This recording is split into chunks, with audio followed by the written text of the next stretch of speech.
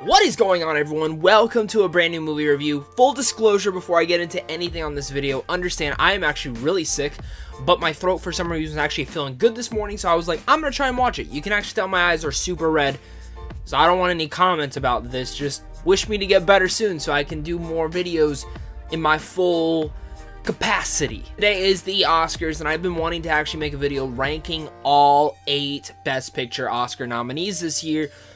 But then I got sick, and I was like, damn it. Now I'm feeling a little bit better today. Just a little bit, but I'm here to give my nominations, my ranking of this, and full disclosure on this part. Some people will not agree with this ranking at all. Some people will be mad about this, but really this ranking comes to what films I will rewatch, what films that I like the most personally. Like, this isn't what should win, this isn't what I think will win, this is more of how I feel. And because the last couple of days I've actually taken the time to rewatch all these films, my ranking might not be to your satisfaction. It's my personal opinion. I'm putting this more on how I would rewatch films and what I would rewatch the most and what I enjoyed the most, and purely on that opinion. Without further ado, guys, make sure to comment down below and let me know what your ranking is of all the 8 Best Picture nominations, and also let me know what you think will actually win tonight at the Oscars, or if it already won, let me tell me how excited you were about that. Without further ado, guys, hit that like and subscribe button. Check out Sandwich on Films also down below, and let's get to this ranking. Coming in down at number 8 is no surprise, it's gonna be Bohemian Rhapsody. Now, I actually like this film.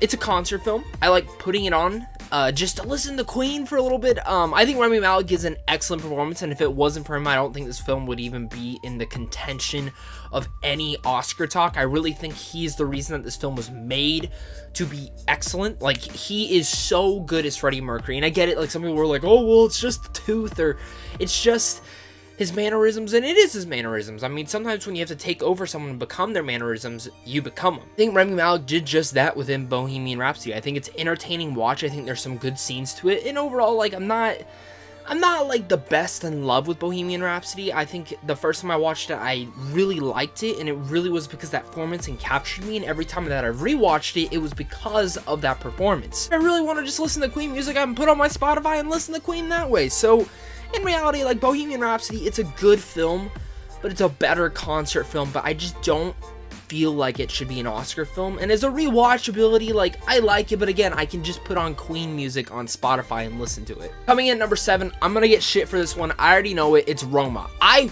loved Roma. I think it was one of the best made films of last year. Actually, it probably was the best made film of last year. From a technical aspect, it was perfect. It was a masterpiece. You might as well call it the Citizen Kane of last year. Alfonso Cuarón had something so special within that film, so much passion and so much stuff going through that movie that I absolutely loved it. Again, I loved it, but I have no interest to ever rewatch this film, and it's actually really hard for me to recommend this film in general because I feel like not everyone likes this film. It's kind of boring to a lot of people, and I might be crucified for saying that, but again, I as much as I loved Roma, I just never have the urge to rewatch that. I'll be honest, I was trying to rewatch it, but the spectacle of seeing it in the theater is nothing that I will ever get again.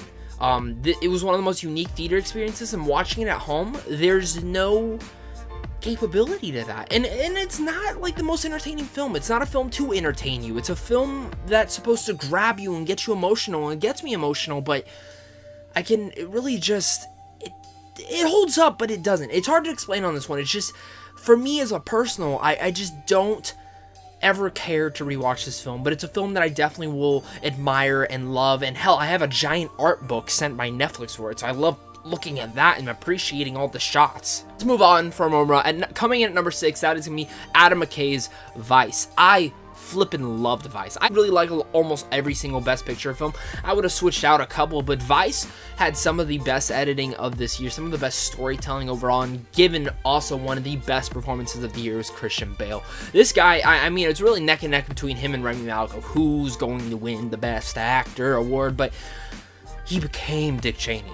And there's so many great comedic moments and satire moments that even add to the dramatic stuff in here. And there's such a great storytelling device from Jesse Plemons in Vice. And I think it is one of the most, I think this film was slept on. I think people crapped on it, and I just don't understand why. I think Adam McKay did such an excellent job in this film. This film has actually grown on me the more I've thought about it, and definitely the more I've seen it. I've seen it 3 times now, and every single time I've watched Vice, I've appreciated it more and actually had a blast with it. I've uncovered little nuances in there that I didn't see the couple of first times. The end credit scene in this film is excellent, and really, I think Adam McKay knocked it out of the park. At this point in time, I'll actually say this is a better film than The Big Short, and I love The Big Short. Coming in at number 5, we have Black Panther.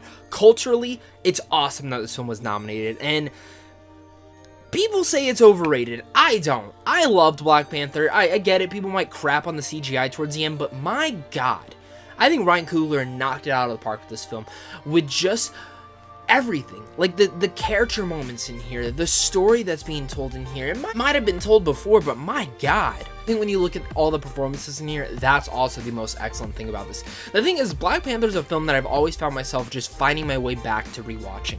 Finding my way back to the theaters to rewatch. Finding my way back at home to rewatch. I own it. I have it on Netflix now. I can just pull it up to stream. It's just a film that has really grown on me.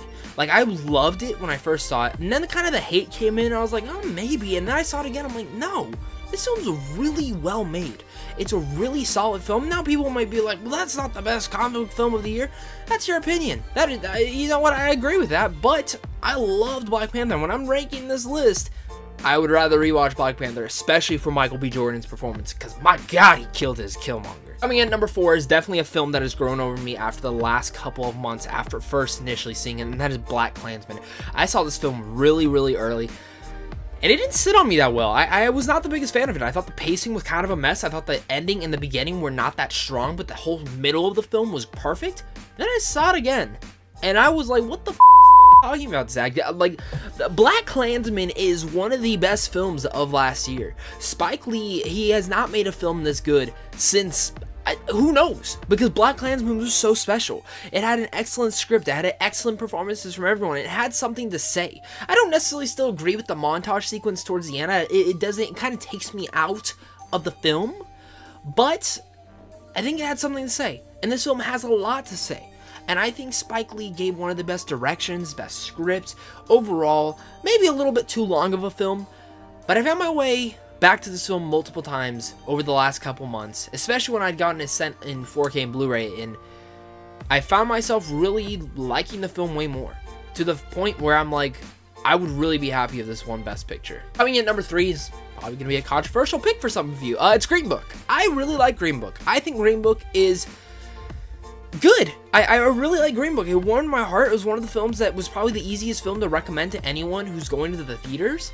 And I get it, yeah, there's some stuff with the true story, and I get it, there's other things with that whole manner, but if I'm talking about the film warmed my heart. It made me happy. It made me smile, and there was a lot of great moments to Green Book to itself. I think Peter Farrelly did a decent job directing, but really the film stands on its own because of the 2 main performances in here from Viggo Mortensen and Mahershala Ali, who Mahershala Ali killed it in this film, and I think Viggo does an excellent job as well.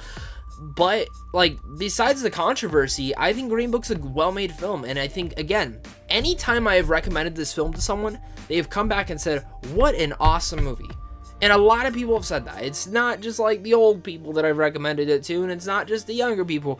Green Book was a film that really surprised me. I went in not really expecting much, and I came out really adoring the film, and it's a film that it's probably, honestly, out of all the films on here, it's one of the only Best Picture nominees that I've seen so many times. Because I've wanted to rewatch it. I wanted to see if it holds up, and for me, it personally does. And again, my personal list. Do not forget that. Coming in at number 2 is going to be...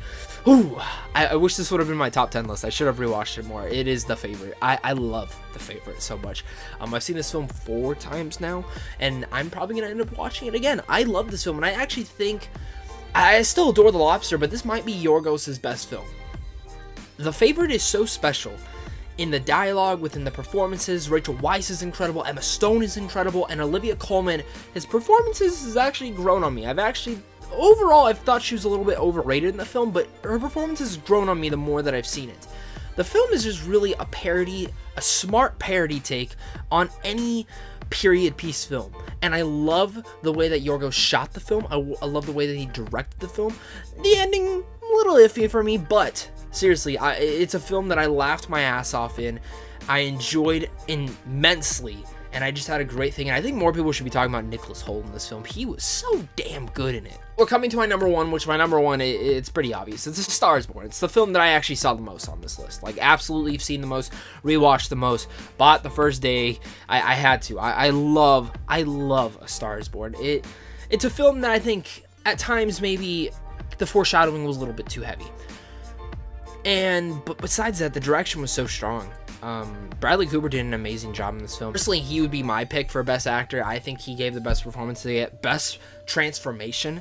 And rewatching the film, Sam Elliott is so damn good in this film. Like, holy shit. Even Lady Gaga, I think some people are like saying, well, she only has 2 emotions. I'm like, did you not see the last, like, 20 minutes? Because it's all dependent on her. That ending, the whole ending is dependent solely on her. And I get it, it's more like the direction from Bradley Cooper, but it's solely dependent on her. If it wasn't for her, we wouldn't have gotten such a satisfying conclusion, an emotional gut punch. For me, it was. It hit me emotionally, really tough. I loved it, though. I think it's an excellent film. The music in here is great. It's rewatchable. It's emotional each time, but it is really a unique film and a very impactful film for me with a lot of the stuff that that film had to say.